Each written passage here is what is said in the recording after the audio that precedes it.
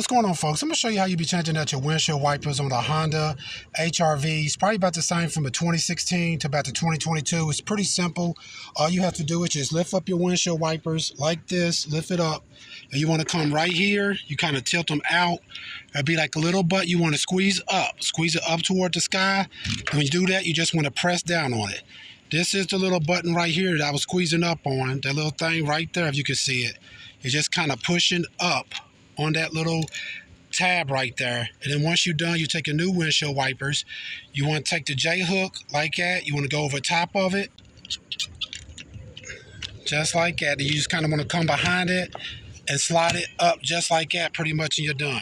All right, folks, once again, this is how you be changing out your windshield wipers on a Honda HR V from about the 2016 to about the 2022. All right, please check out our other helpful videos. Please like, subscribe, and share. Thanks.